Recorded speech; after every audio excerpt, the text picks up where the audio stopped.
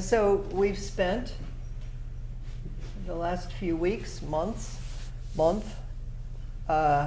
focusing on koans through the teachings of Joan Sutherland, who was in a koan tradition.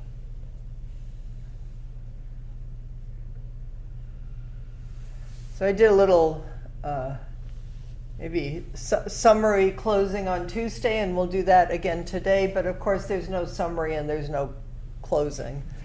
And this has all hopefully been a gateway to entering the hidden lamp.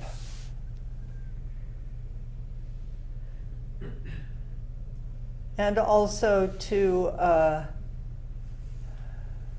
light and dark oppose one another like the front and back foot in walking.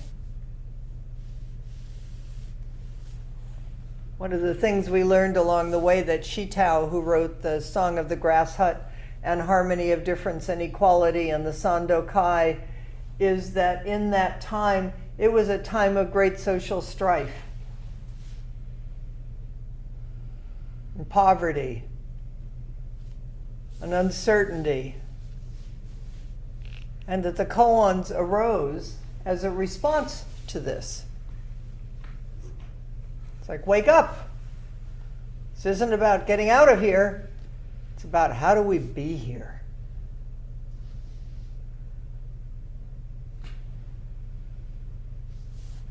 So I want to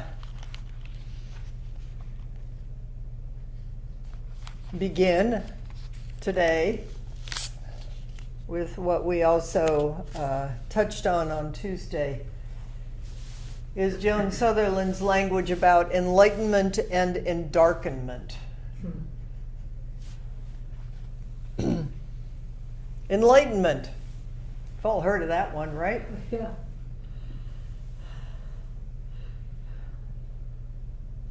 Might be described as an opening that is profound, a transformative experience where suddenly you're aware of the vastness and the insubstantiality of the self. It changes us, these moments of enlightening, of awakening. Same world and different. More of a sense of awe and wonder, maybe a sense of insight and clarity, interconnection.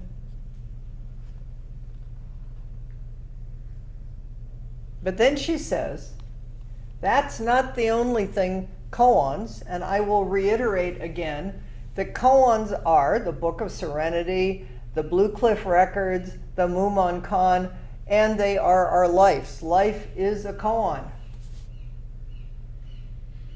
How do we live this life? This impossible, beautiful life? And maybe it's not all about moments of awe, a feeling of perhaps a moment of, oh, everything is permeated with light, and it's not what we think. But then she says, coupled with enlightenment is endarkenment. At the center of this luminosity is a well so deep with waters so dark that there's no penetrating it, no sense of where or whether it ends. Ourselves may be like enlightenment a little bit. Light sounds, whoa, that sounds okay, but whoa, darkness, I think our self already begins to go, I don't know, that sounds kind of scary to me. Endarkenment begins as a humbling realization of an unknowable mystery at the heart of things. It unfolds with a growing ease with unknowing. An appreciation of the rich, invisible medium in which everything lives. It also puts us right up against another enigma, one that faces not into the depths of the night sky, but into the depths of human life. In the midst of all this wonder, how much cruelty and sorrow there is, how bruised and broken all that streaming light can be close up. So acting, responding to this in some way is also essential to awakening. Our awakening belongs not just to us, but to the whole world. That starts to feel like light and dark oppose one another, like the front and back foot in walking. Everything is moving. They are completely interdependent. And if you grab hold of one and like or dislike the other, that might manifest as holding one's breath. And holding one's breath is not a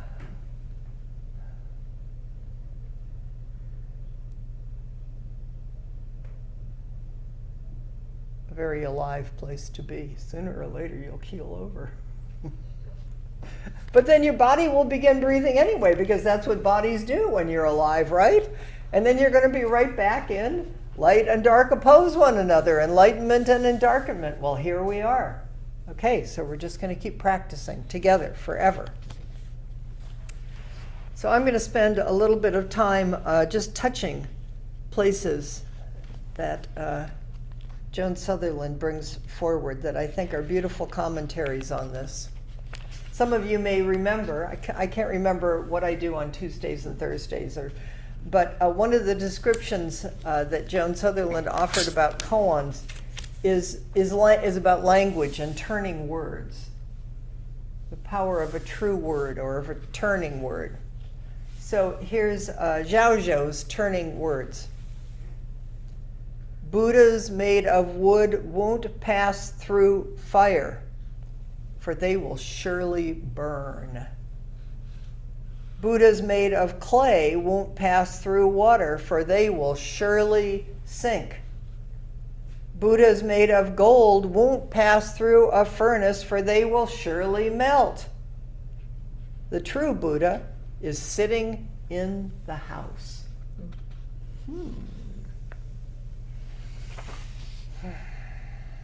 We are alive in a world of pieces, fragments, mandalas that dissolve and reform like the images of a kaleidoscope. Ever think that? Kaleidoscopes are amazing. You want a view of a world shifting and moving, and you just turn it a little bit and it turns into something else. Children, well, the child in me, I love kaleidoscopes.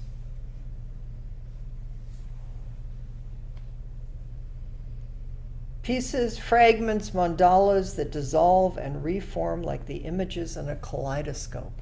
That's what alive is.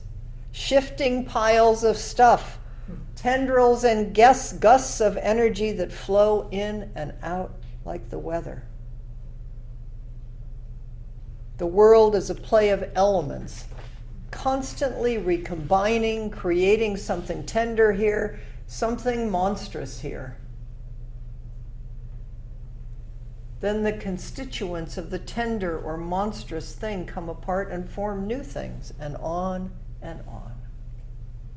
We are so far inside the creation and the disintegration that are the activities of impermanence that we're constantly buffeted by them, pierced, caressed, taken apart, and reassembled.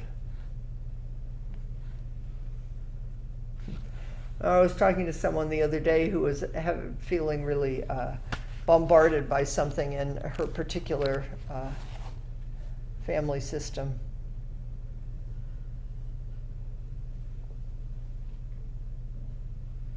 Actually, maybe I'll name it because it's so much in the news these days. Transgender.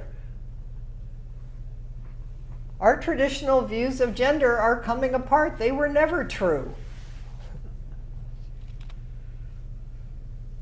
But everybody wants to know, where do you belong? Who are you? Which one do you sign up for? And then we get scared, and then we do monstrous things, and then it comes apart, and it'll turn into something else, because the reason that there's such a reaction to it is that it was already moving and it's already happening. And how and where do we find our feet?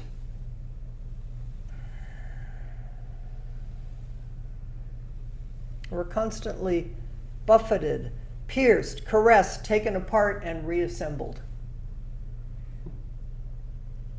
It's more than the ceaseless forces of transformation. Oh, I know what I was going to say about that. Is what I said, because I practice it myself, is when things are difficult, when you're feeling particularly pierced or pinned against the wall, or you like it or you don't like it, and something's coming at you. Practice is don't take it personally.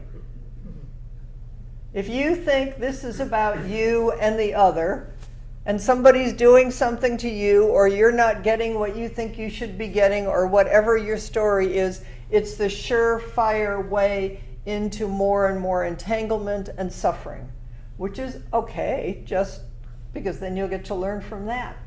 But it's a really good and helpful mantra and a koan. Don't take it personally. If you solidify into the self with it, it will get smaller and tighter. If you take a breath, there's more space to move.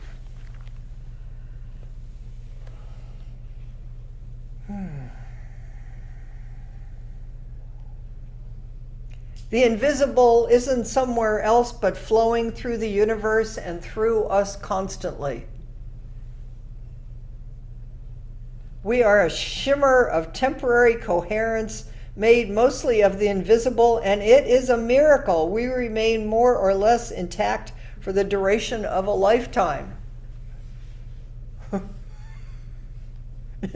It is. We're sloughing off skin and teeth and poop and pee and more or less it looks like, and we keep thinking we're solid. And we're aging, and it's all sort of a miracle, this coming together and coming apart. Inside our own heart minds, the visible is endlessly turning into the invisible. Vivid moments that become memories or are forgotten altogether.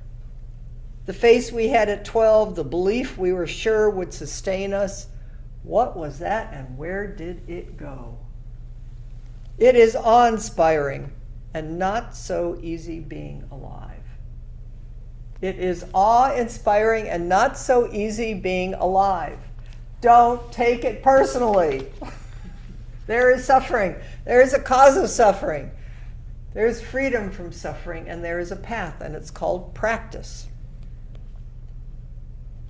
In some versions of the Enlightenment story, that Buddha is the resolution of the problems that wood and clay and gold Buddhas such as ourselves face in the fires and floods of the world.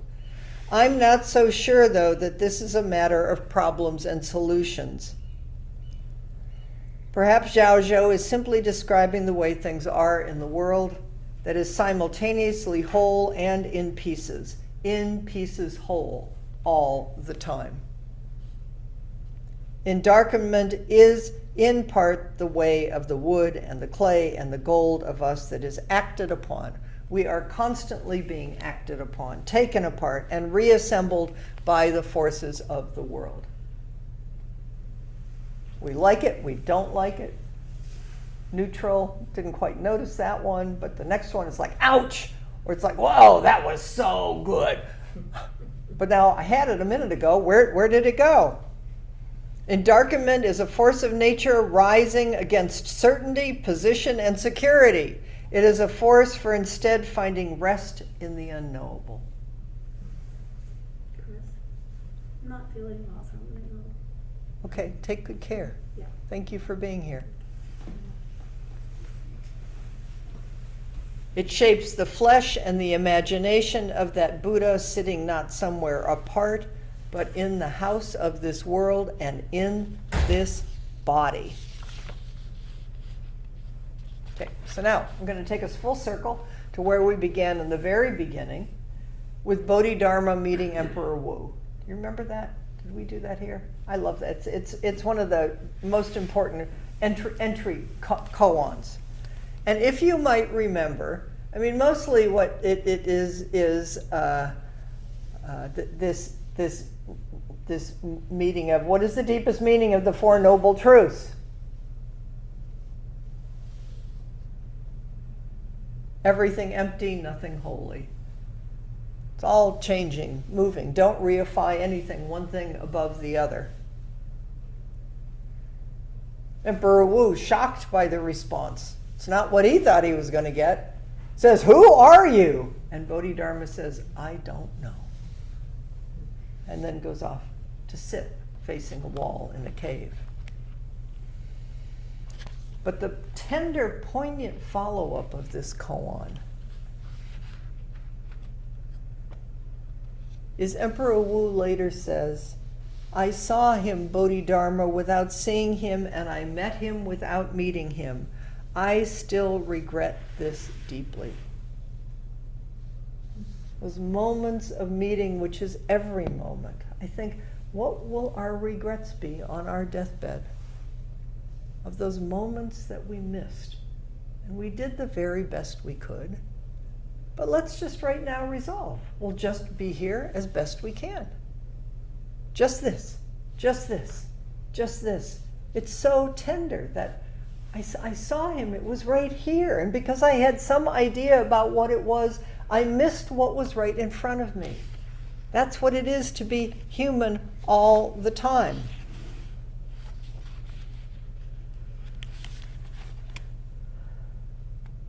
A little help with this. Another koan. Another one of the really important and my favorite koans is about Kuan Yin. What does Kuan Yin do with all those hands and eyes? 1,000 hands and eyes? And the response is, it's like someone reaching behind her head for a pillow in the dark. It's like someone reaching behind her head for a pillow in the dark or in the night. Don't know mine. Suzuki Roshi says, if you're only using 2 hands, that's all you're going to see with is just your 2 eyes, is this and that, like, dislike. Kuan Yin Avalokiteshvara has 1,000 hands and eyes that are 360 degrees and above and below, and they're all in movement, and each one has a hand in it. And the description is, it's like reaching for a pillow in the night, where you're sleeping and you don't know what you're reaching for, but your hand, your intuitive body knows. It's not the eyes of seeing and discriminating. It's reaching from a different intuitive body, which is Zazen body.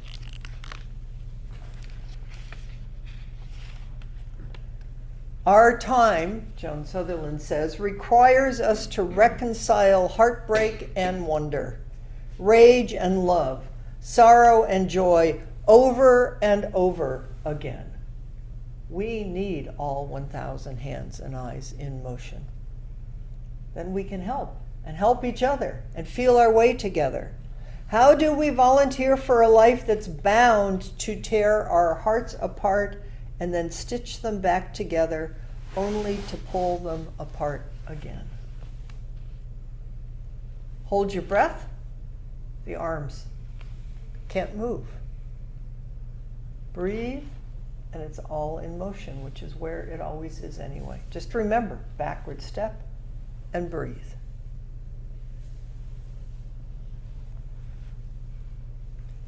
It will be like this for the rest of our lives.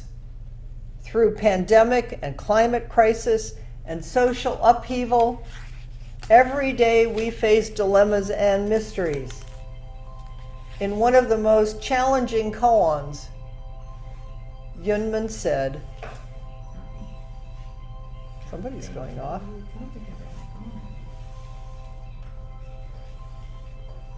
You just never know when something's going to go off.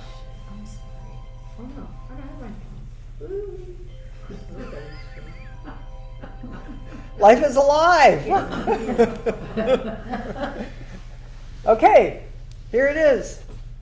One of the most challenging koans.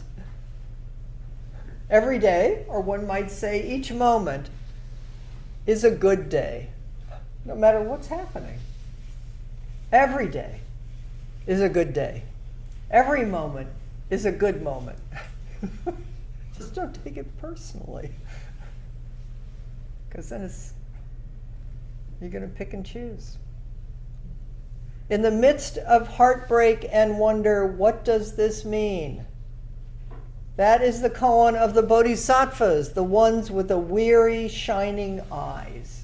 You hear that? Bodhisattvas have weary, shining eyes. I think we just think bodhisattvas are just shining. Shining, weary eyes. Bodhisattvas see and know the sorrow and the pain of the world. And their eyes also shine with love and compassion and clarity, because that's the only place we're going to be able to respond and actually be of any help at all. Although we're helping even when we're making bigger messes, because it'll give us all something to do, a bigger mess. The koan of the bodhisattvas, the ones with weary, shining eyes, the ones who say, we're all in. We're all in. Just this, just show up, just here, just this moment. And I'll share with you something that was shared on Tuesday, which I think is quite beautiful the way she articulates it.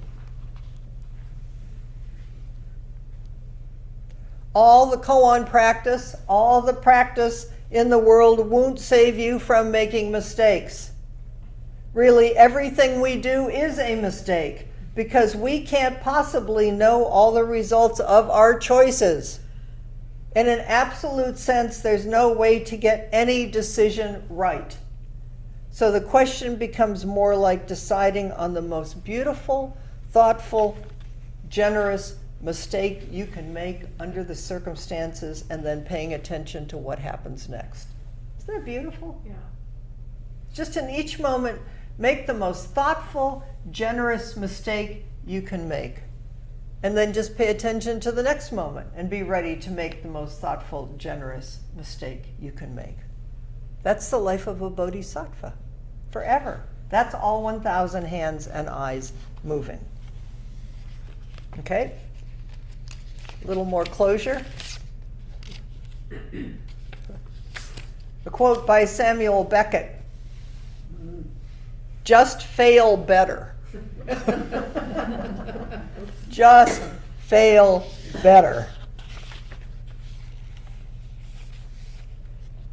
Here at the edge of the world as we've known it, it's dawning on us the story that matters is not just our human story, but the story of the earth, which includes but is not limited to us. Koans are bits of the world's wisdom rising through our human hearts and minds. They've always been part of the response in times of great challenges and danger as both solace and a wake-up call. Remember that in the next month. The stories from the hidden lamp are solace and wake-up calls to wake us up to the suffering of the world and our own vast and beautiful heart minds, the suffering of this planet and all the beings on it, and the incredible immensity of love that we all share, and that is our true nature. Do you think you're doing something intellectual? Drop down. Take a breath. Backward step. Koans have helped us surmount the insurmountable by seeing things differently. How are these stories? The stories that will be given, unfolded, shared in the next month, they're here to help us see things differently. And if you're paying attention to the news even a tiny, tiny, tiny little bit, or just walking down the street, it's very clear the world needs us all to open and see things through clearer, deeper eyes and more open hearts.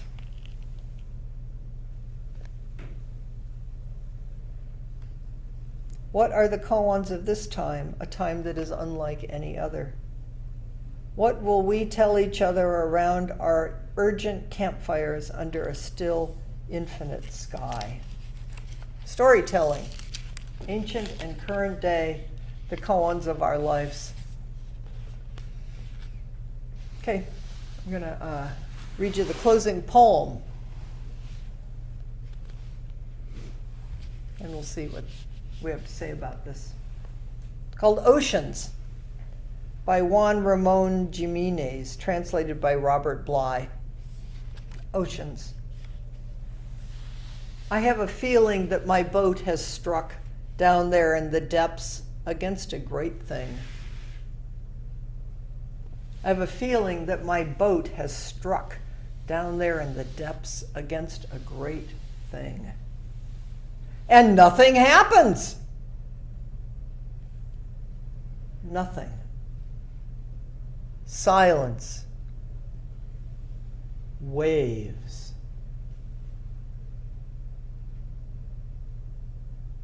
Nothing happens? Or has everything happened? And we are standing now quietly in the new life.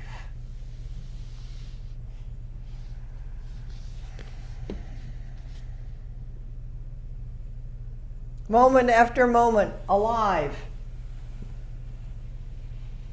Something happens, nothing happens. The feeling that my little boat has struck something, has been struck by something, and that I have come upon the depths of the entire world in this very moment.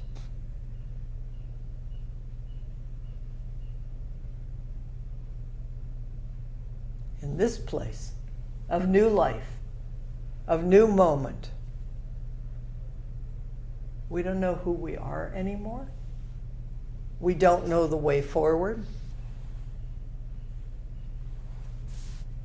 The whole world is here, something is happening, and at the core, nothing is happening. It's wide open. If we can stand here, moment after moment, backward step, all 1,000 hands and eyes. What is Zazen? It is no Zazen. What is no Zazen? It is alive.